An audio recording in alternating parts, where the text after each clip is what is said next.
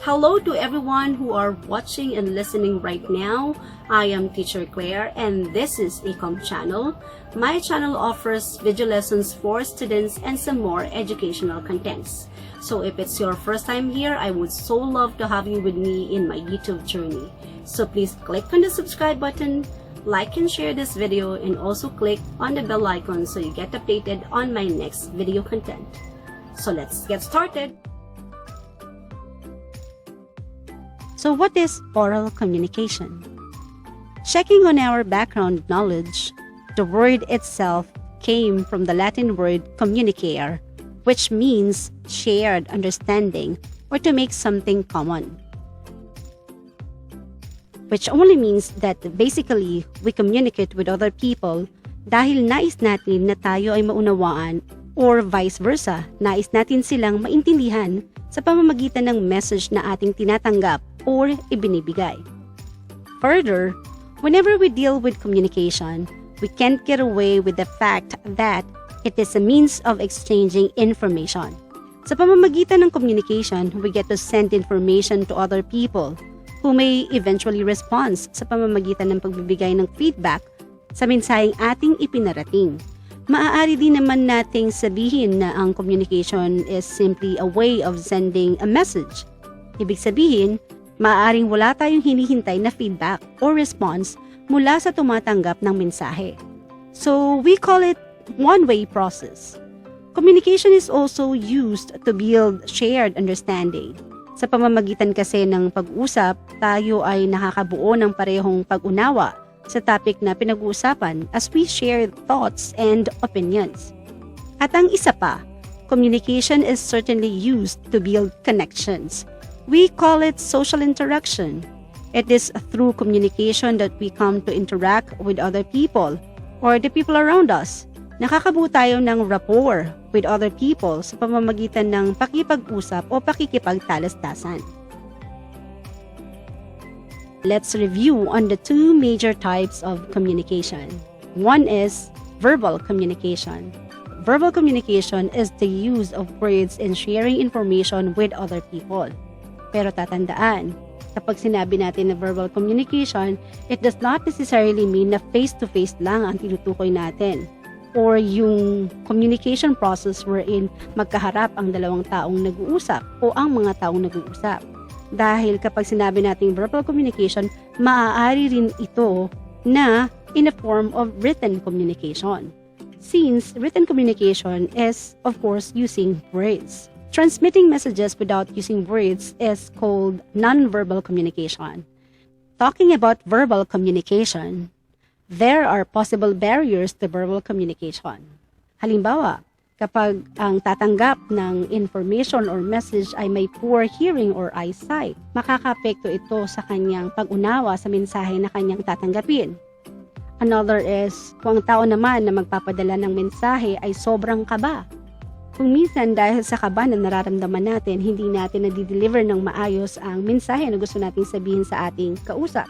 Another is opinions and beliefs. This can also be barriers in communication, since our opinions and beliefs color our message or our response. Halimbawa, the participants, both speaker and listener, have opinions and beliefs that belong to a culture and a gender. Gender comes into communication when people categorize certain ways of speaking or using words as being masculine or feminine. So many people do not expect men to be soft-spoken or have a high-pitched voice, or women having harsh and low-pitched voice.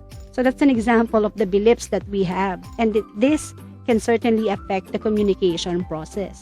The topic can also be a barrier of communication. Sa panong paraan? Halimbawa, kung ikaw ay makikinig sa isang tao na nagdi-discuss tungkol sa isang topic na wala kang alam or hindi ka interesado, definitely it would affect your listening skill. And if you're not going to pay attention to what the speaker is saying, you wouldn't understand the message itself. So yun yung tinatawag natin na epekto ng topic sa communication process.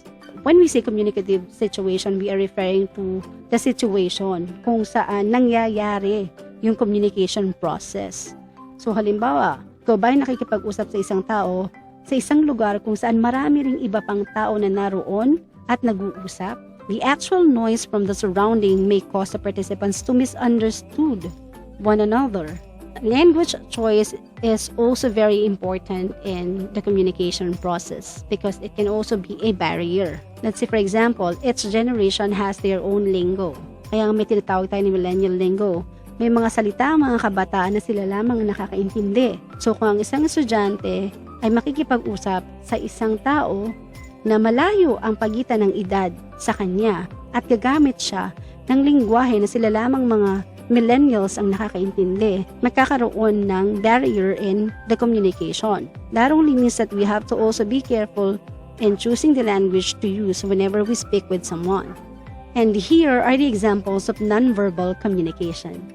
Language of gestures simply refers to how we use parts of our body while we speak in order to clarify the meanings of the message we are relaying to the receiver of our message. Halimbawa is when we put our forefinger in front of our lips. It may mean that meron tayong isang tao na gusto nating tumahimik or makinig sa atin. We use facial expressions to relay messages such as joy, sorrow, anger, annoyance, confusion, fear, hatred, and many more. Colors have certain meanings based on the dictates of culture and gender.